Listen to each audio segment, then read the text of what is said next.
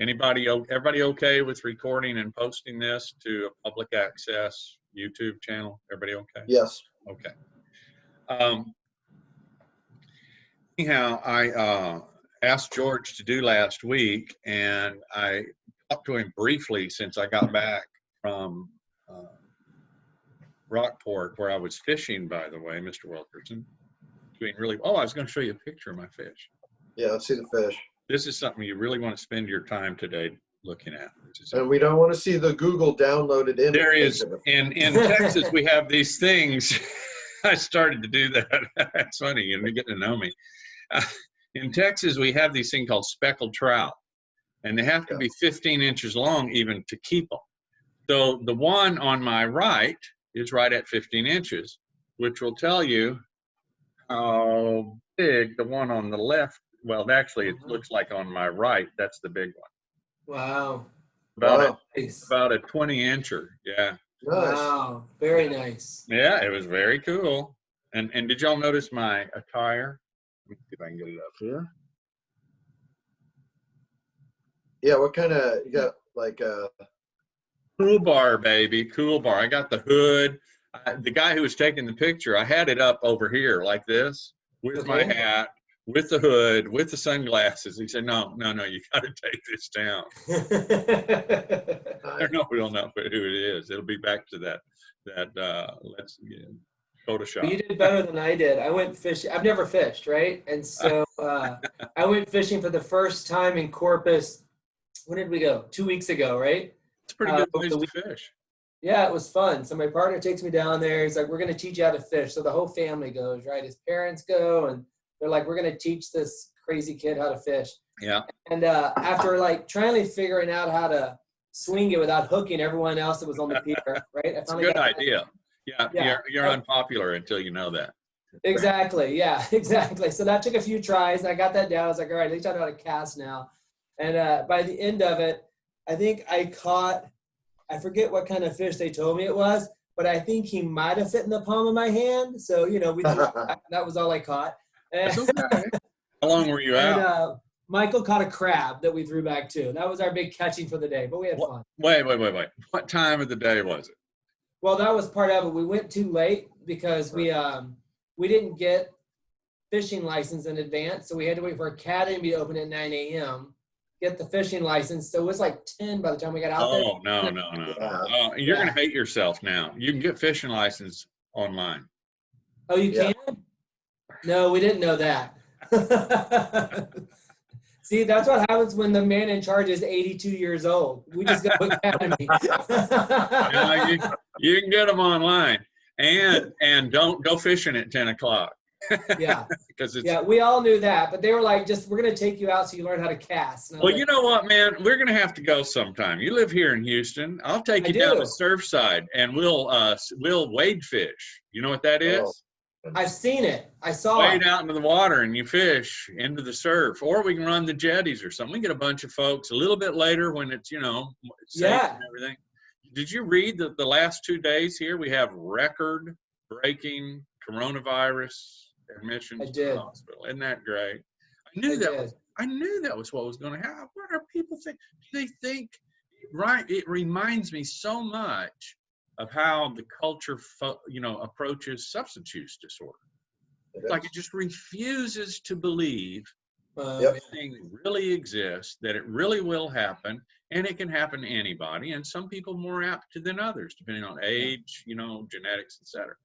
It just refuses to do it. If everybody just put their masks on, stay 6 feet away, don't go to the bars, don't go to junk you don't need to go to, this would go away and we New Zealand ourselves. But people just can't, they won't admit it, just denial, And the stuff they cook up to make excuses reminds me of the things I hear in my office, every day from my clients, Same kind of stuff.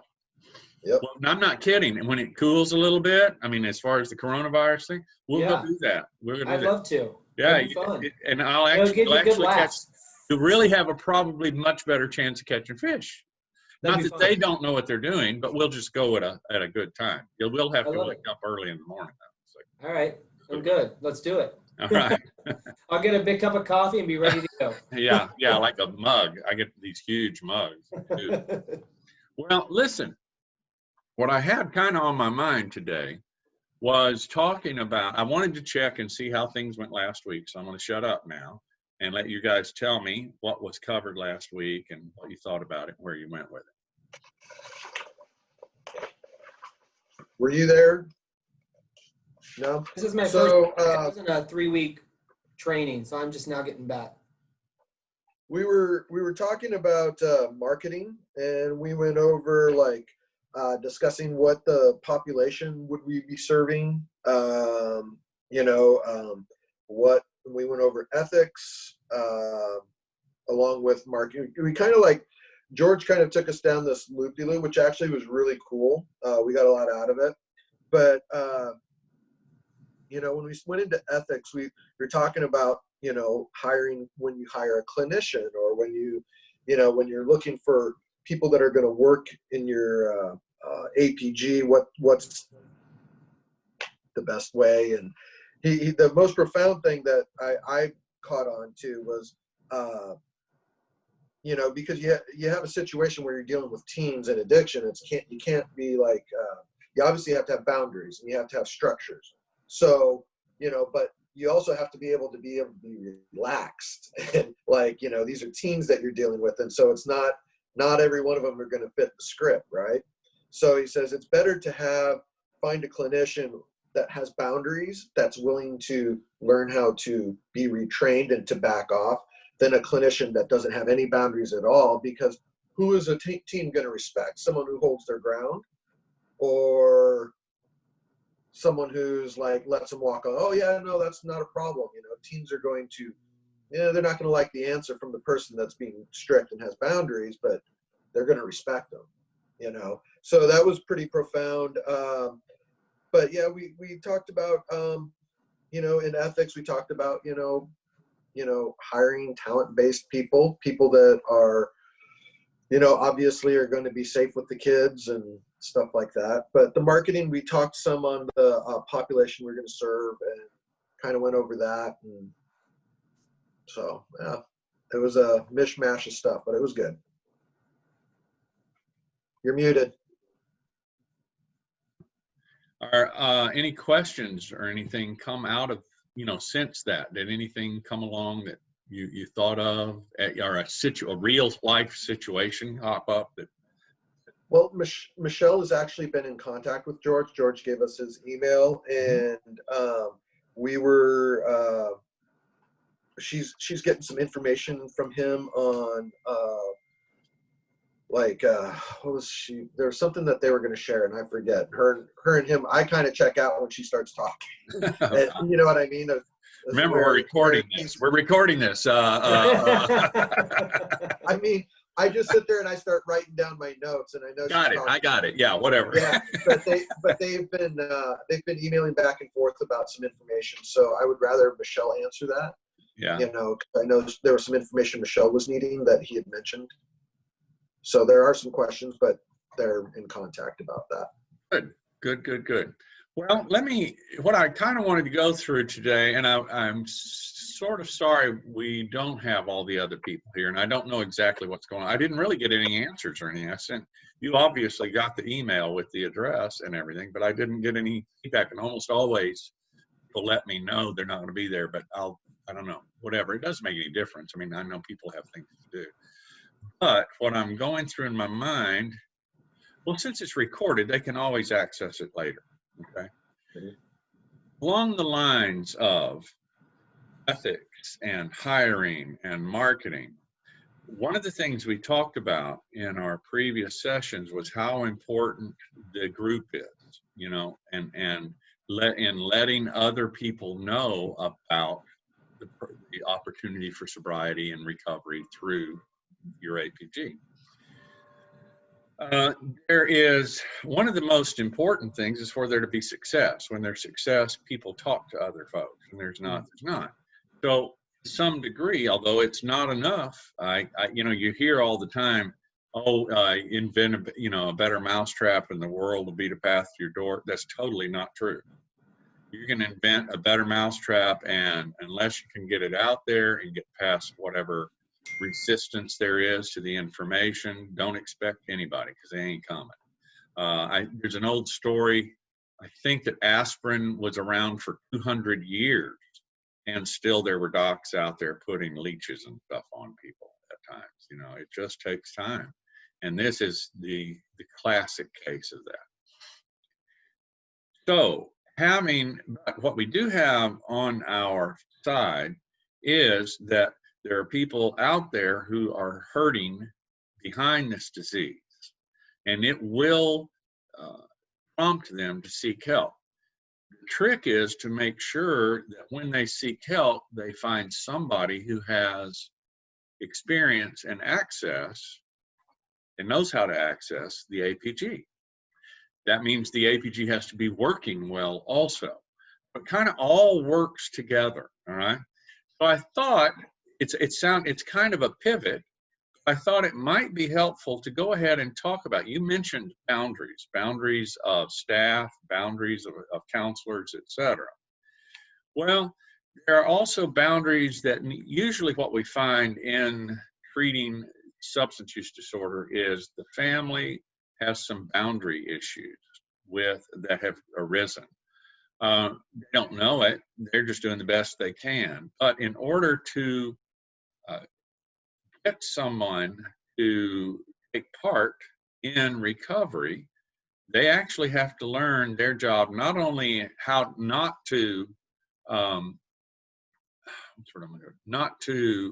enable directly by giving money and all of that kind of stuff, but they also have to learn how to create some interventive moments that will leverage some compliance with the processes that cause recovery to occur.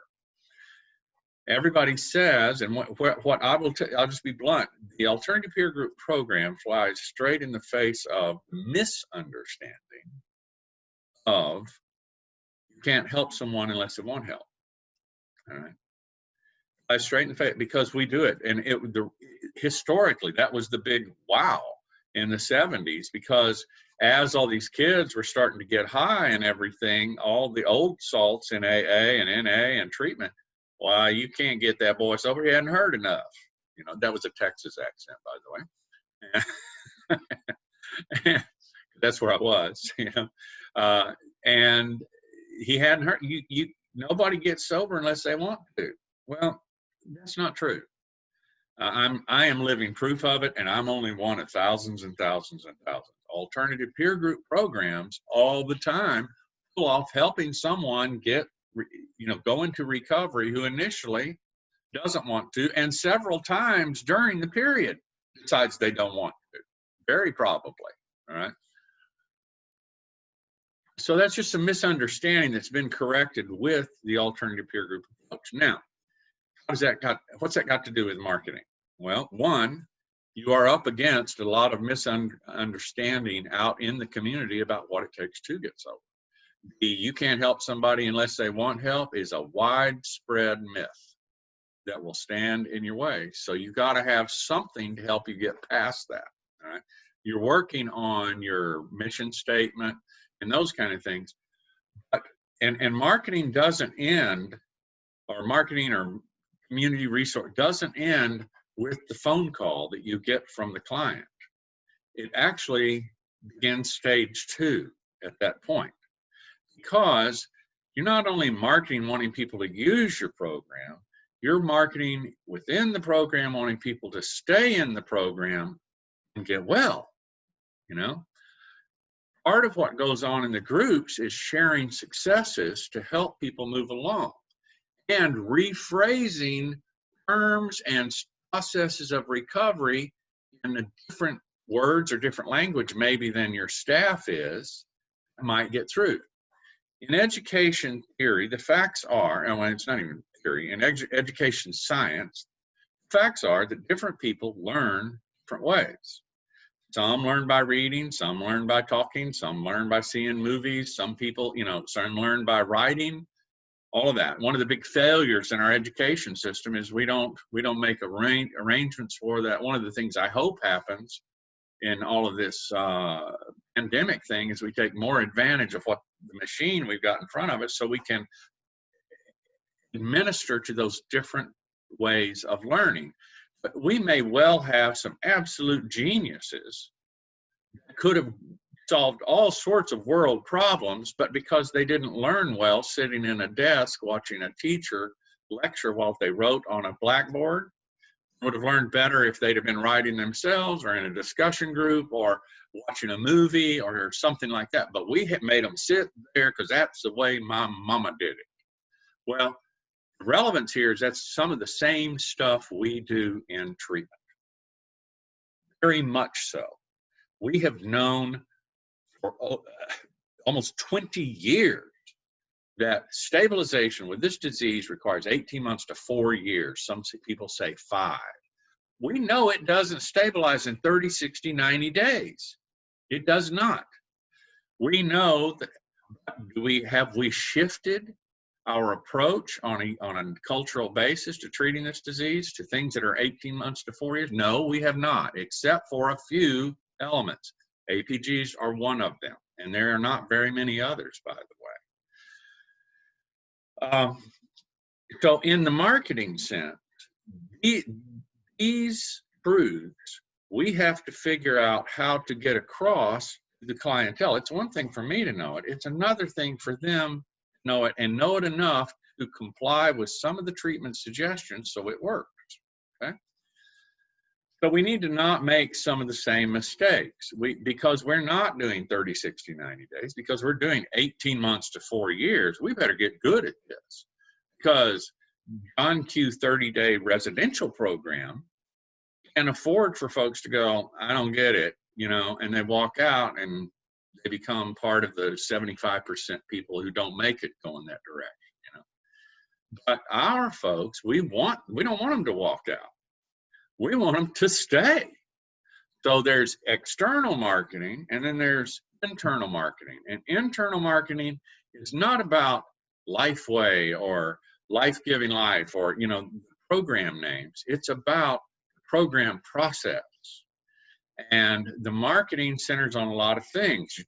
Oddly enough, we're talking about going fishing. Hey, I'm talking to Lifeway people right now about putting together some fishing time. This is nothing new in the marketing world.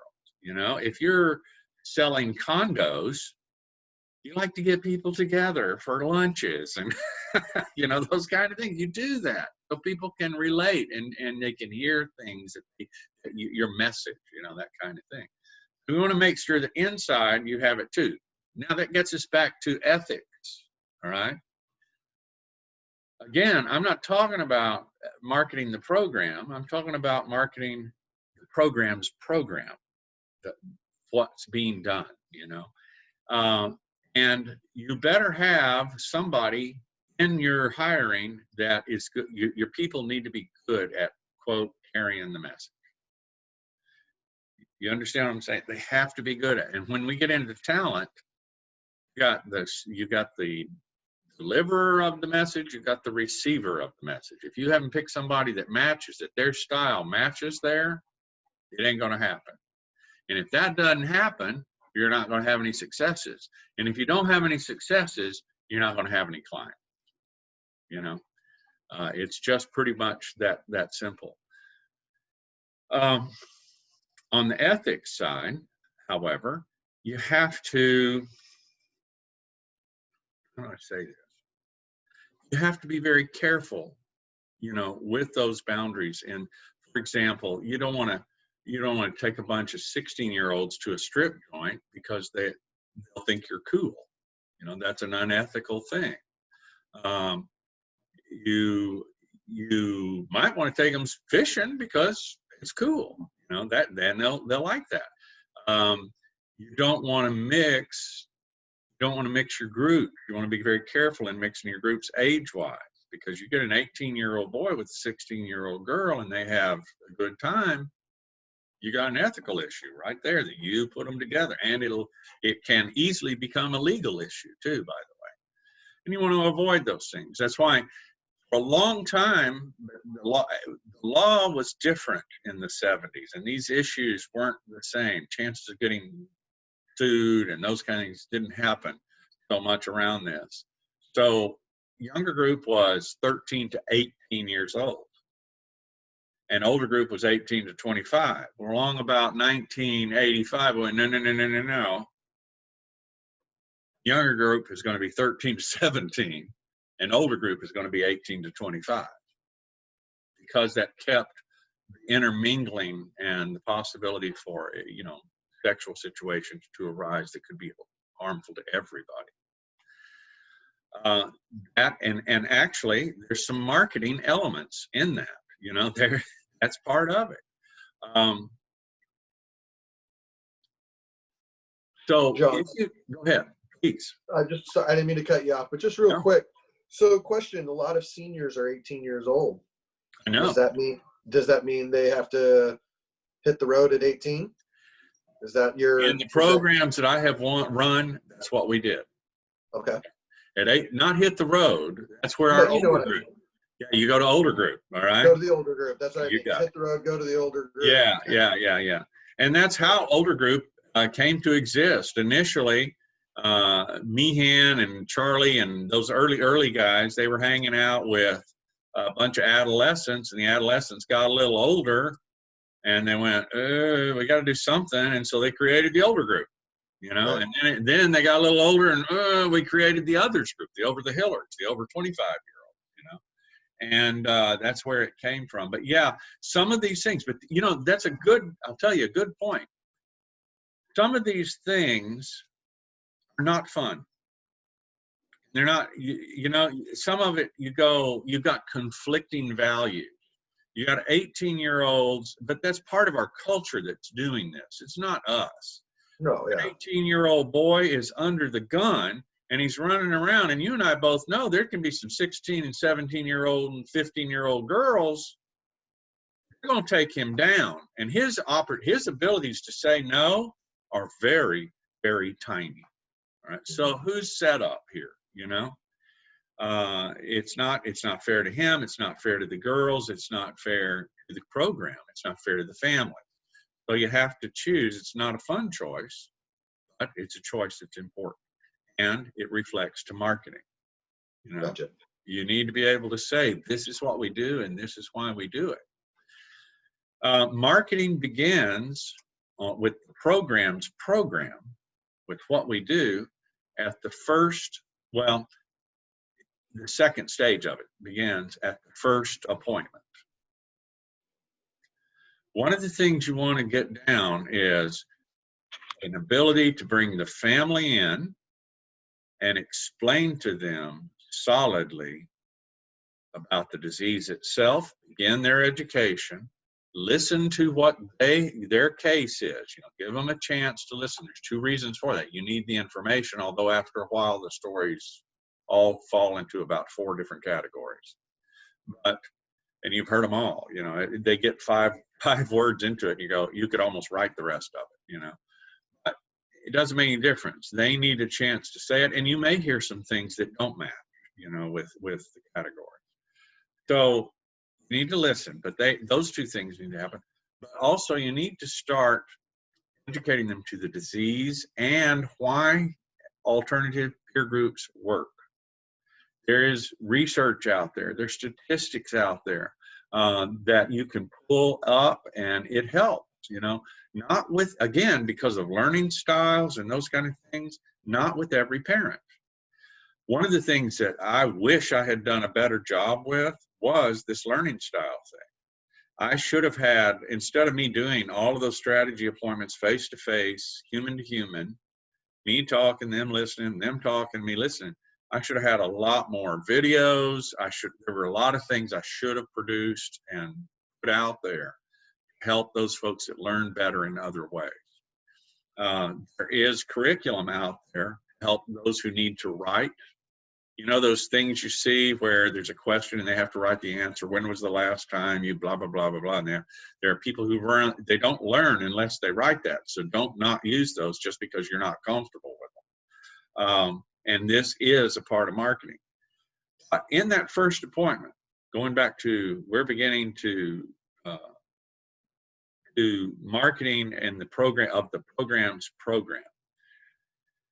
If you go over how this disease exists, how it happens, what happens, and how the program that we are calling an alternative peer group approach, how it answers those needs, you begin the education and you begin getting them to buy into this process so that they'll follow through with things and succeed.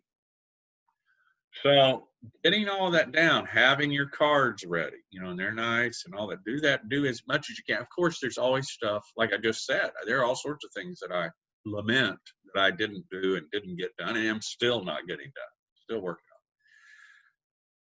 on. Boundaries, you know, y'all were talking about that last week, and boundaries don't only exist in the counselor to client interaction.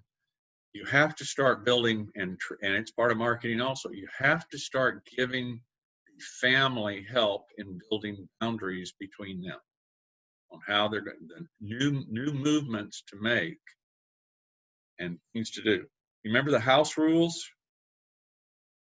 Didn't I send you all a copy of house rules in one of the classes, or didn't we have one? I may not have. I thought I did. Okay. You went over it, but I don't think we got the email on it. If you want to send it, that'd be cool. I will. Let's see. Let's talk about them a little bit, and then.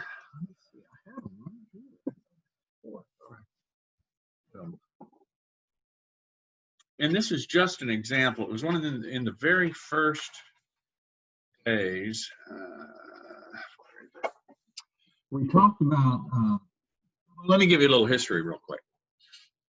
In the beginning days of alternative peer group programs, it was just a bunch of adolescents at Palmer Memorial Episcopal Church.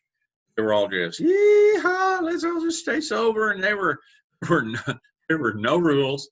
There was no steering committee. It was just whatever Meehan said, that was it. And whoever was counsel, you know, whoever was counsel, it moved accordingly. And I've heard him tell the story. He said, one night, he said, we were getting ready for the meeting, and I heard a noise down in the bride room. And I walked in, and here was this young man, had this young woman bent over in the bride room, and they're having the doo-doo, you know, they're getting with it, that kind of thing.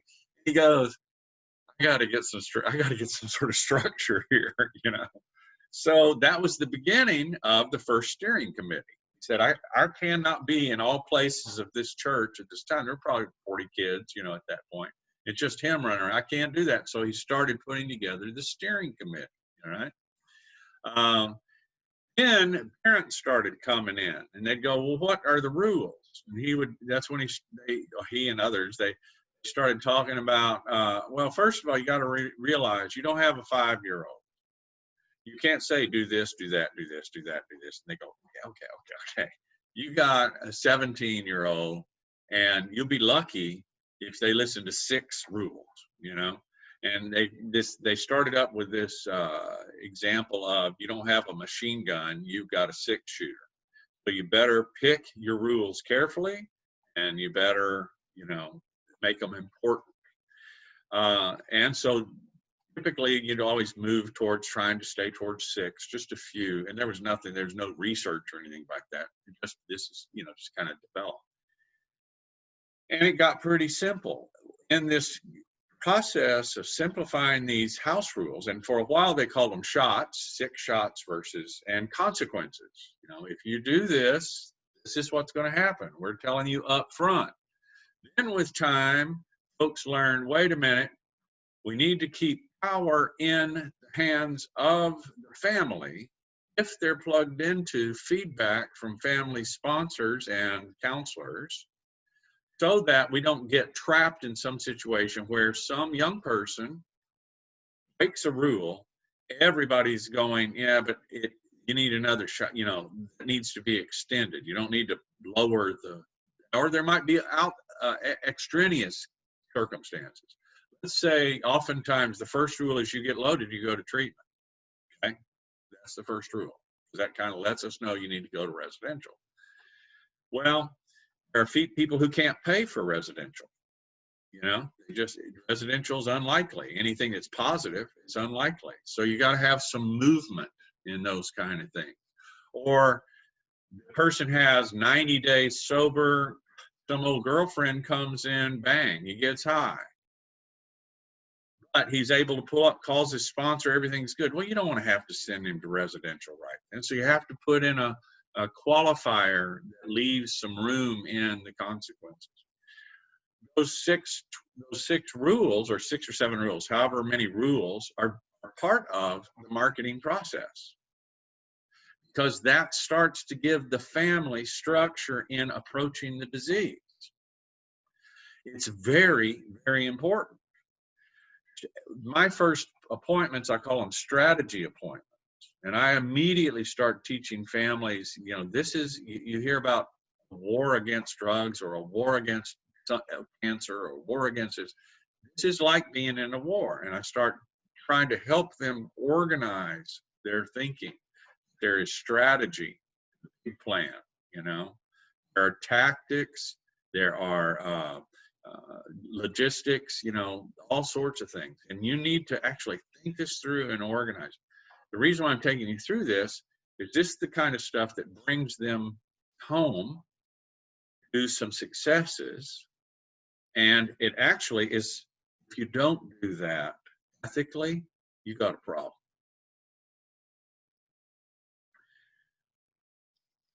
You got a problem. And unfortunately, it is not done on a widespread basis.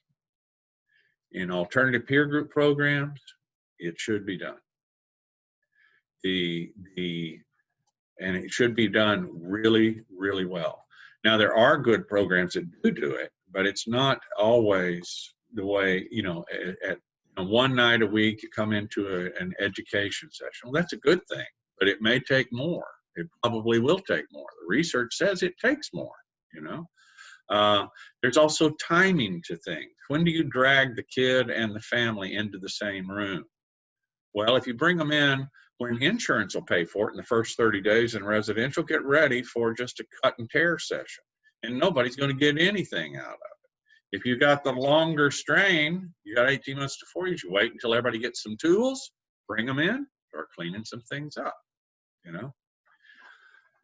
Again, all of this relates to marketing. Questions? I know I've just been going on and on, but get a little lecture here. I don't have any questions per se. I really like what you had to say about pick your rules carefully, and having the understanding that you basically what we were talking about earlier, that not everything fits each individual. You have situations that come up, but you gotta. I think that's a really, really important point to live by. Let me ask you this, if you don't mind, would you share what the processes y'all have? What happens with new people when they come in the door right now? Well, we don't really have like that situation so far. What we have done is what we have had is in the parent group, because currently that's the most active group. Reason being is that the kids are still in school. Michelle and I are still trying to set up insurance and all that other kind of stuff. But with the parents, we've already had like some what we feel are issues where I've had to write basically a not even really a preamble, but a thing of, because we had a new parent come in, and all the other parents have been there since the beginning, and they know that we're not there to fix each other. We're there to listen, with an empathetic ear, have some compassion for one another, and maybe do a little bit of talking amongst themselves, but we're not there to try and figure out. We had a family come in that was new, and the husband just kept on like, so has your kid gone to counseling? Like asking the other parent, like doing all these things even for the kid that's not even an addict, but we did a topic of siblings, and so they started asking the parent about the sibling. It was really like, whoa, what's going on here? And it was twice in a row. So yeah, we're kind of learning as we go when it comes to that kind of thing. Okay. what we have done in the past when we've run into programs that are developing on this issue, what we have suggested is, okay, so you've got a group of parents right now that are showing up for meetings. Yeah. This thing I just described to you is called a strategy appointment. You know, that's what I call it. You can call it whatever you want. I like that because I like the ability to move from strategy, you know, like I said, tactics, logistics, strategy. Okay. And I can give them some organization and what they're thinking about. Strategy is the plan. It's where you assess what is the enemy, you know, it's where you assess what is the general approach we're going to take and consider what tactics are available and what logistics are available, those kind of things.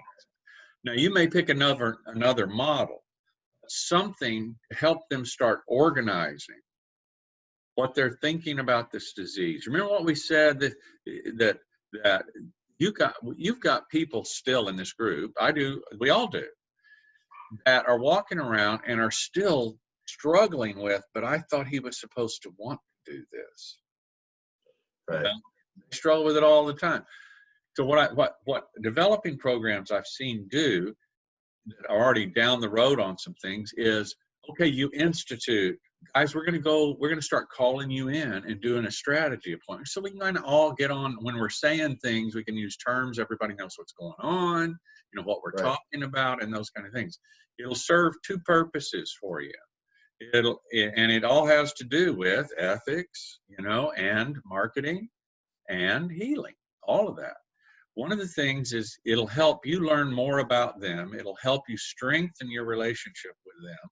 And it'll get a little more structure to things going along, so that on the marketing side, you'll be able, you can even mention it. I've talked to, I have new people come and say, we love to go out and talk to people. If you want to, you know, we have this sober, what did we call it? Soberware party, soberware versus soberware, you know? Soberware party. If you want to bring your friends and you want me to come in and tell you, maybe I can bring some of the kids and tell them what's really going on in the community, you know, what some answers are. There's nothing wrong with that because it all helps in the recovery process. Absolutely. And you can tell, you know, they'll say, well, I don't know if I want anybody. You don't have to tell them you know anything, because you can just help me set it up. You can just be somebody that's interested because you heard, you know, whatever. If you don't want to, that's okay too. But setting up those things and getting some structure and organization to the movement on the inside will give you structure and organization as you address the community also. Well, what Michelle and I discussed and what we're gonna, what we felt was a pretty good solution for this situation is that Michelle had talked to the parents prior to them coming to the parent meeting, but we've decided that I like the strategy meeting because then you also can go over expectations of the parent meeting and you know, what we're there and what we're not there to do, that kind of thing. Yeah. But also, like you said, the ethics, the marketing, the healing, and everything. And obviously, as we go along, we'll have the kids involved too as well. But also take that opportunity. What we've decided is that from now on, we invite the parents to the parent meeting, and their first meeting, they can sit and listen for the entire meeting. And then at the end of the meeting, do they have any, ask them, so they're not like sitting there silent the whole time, because I'm sure things will come up. But then give them the opportunity to speak or share and to either relate or ask questions, kind of thing. And then from there, they can, just to see how it goes, because well, here's another idea. I'm going to give you two ideas. One is the strategy appointments with individual families. Right. Okay? Don't do the parents and the kids together. They won't talk. They won't talk freely. The kid won't talk freely. You do just parents. All right. The other one though is we used to and have at times done things new parent meetings, and instead of it just being a usual parent meeting, it is, you know, the facilitator, the counselor goes in and starts doing some of these things. Third idea is we used to call it the climbers group. All right. And it was a special, when we were running IOP, if we're running IOP or residential, we'll have a special night for the parents who have their young people in the intensive outpatient or residential. And usually they're new families, and it gives us a chance to be more one-on-one. You know, there'd be maybe 6, 7, maybe 12 of them in there. Depends on, you know, what your process is at the time. but it gives you a chance to really to administer each individual situation. Plus, they get to hear everybody else. And those folks who have people in IOP or residential will have a lot of the same questions and issues going on, or they had it last week, now they had a new one, and so it gives you a little backup also. If you say, here's the boundary you need to set, here's the way you need to handle it, in my opinion, it's nice to have a parent go, that's the same thing you told me last week, and let me tell you, honey, it worked, Yeah. and you can warn them ahead. It's going to piss them off. That kind of is a signal to us that maybe something we're doing isn't the wrong thing. with this disease, if it doesn't piss them off, usually you figured out some way to get high anyway around it, Right. that kind of thing. So you have another parent that can kind of ease them into that, because one of the big things is everybody tries to get folks to get sober in a nice, soft, loving, giving way. And I'm not against that. You need to have boundaries, the word is tough love, and the emphasis is on the love, and it's not on being tough. It's the love is tough to deliver, because it's not always what they want to hear. And what part of the disease gives you a pat on the back and tells you everything is okay? Yeah. The active part of That's so.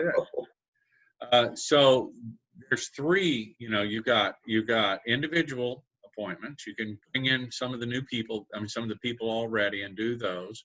On the new people appointments, just make it a strategy appointment.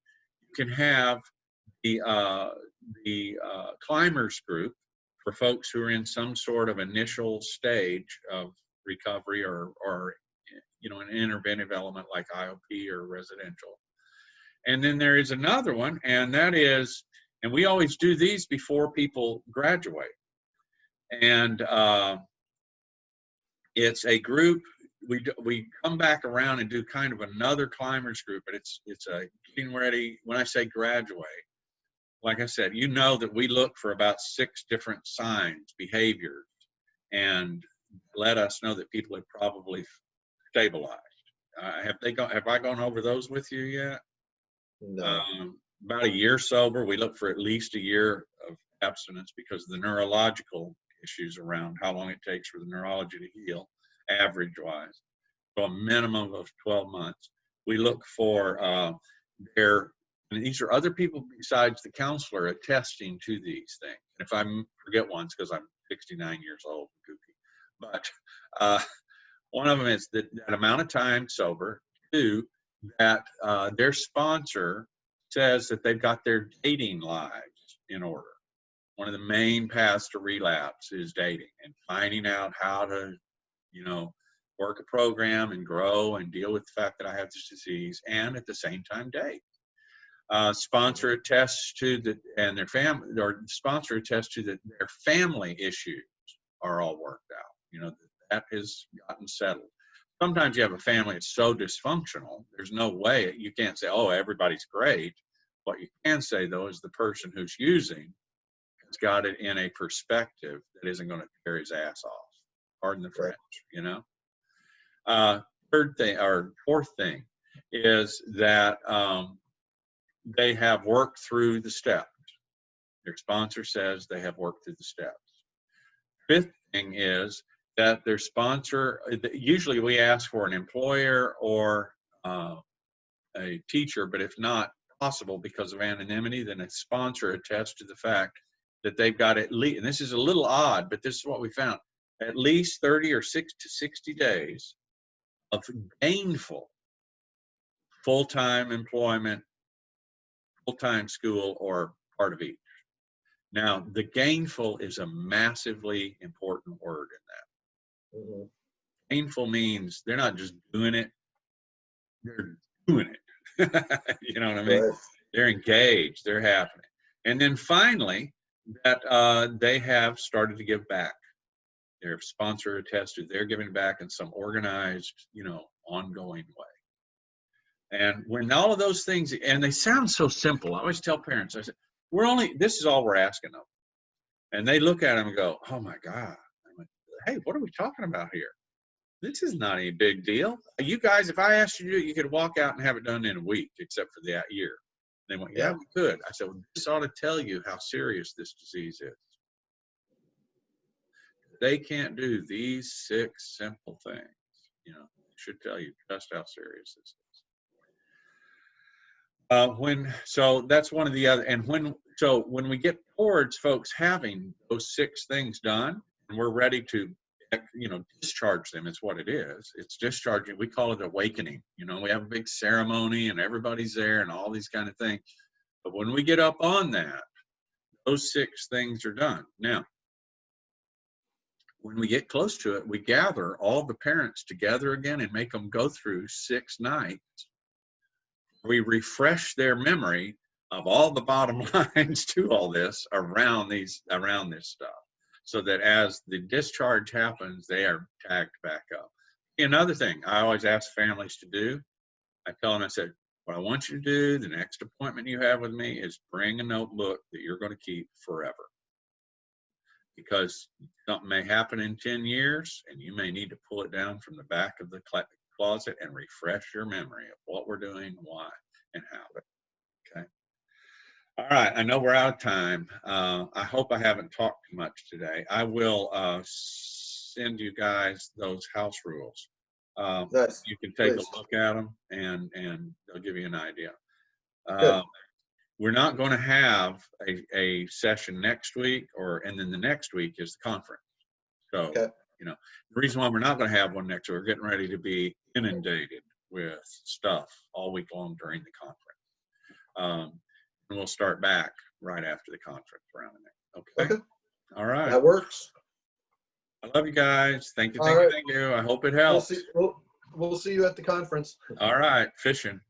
Definitely gonna go fishing. Thank you. All right. So much. See you at the conference. Hey John, I want to come down to Texas and go fishing. Come on. Come on. When it clears up, you're gonna have Michelle and I at your doorstep. There you go. What we'll have is we'll have the AAPG fishing conference. Are you going to have sessions and classes? No. We're going to go fishing. Yeah. I'm going perch fishing this weekend. So. All right. All Nice. right. Brim. We call them brim down here. You call them brim? All right. That's my favorite. That's my favorite fish to eat. They're little and it's kind of a hassle to eat them, but I love them. You should look up walleye. Where I come from, Eastern Washington, that's where the record breakers come from. Yeah. My where we lived was right on the river of the Columbia, and I mean, I've caught like my biggest walleye is about 11 pounds. Whoa, that's a slap your grandma. A big old hen, man. That's some good eating right there. Wow. So. That's neat. All right, we can do it. We'll do it. I'm just waiting for people to put their masks on and let's kill this disease. Come on. Absolutely. All right. Thanks, guys. Love you guys. Bye, guys. See y'all soon. Bye-bye. Have a good weekend.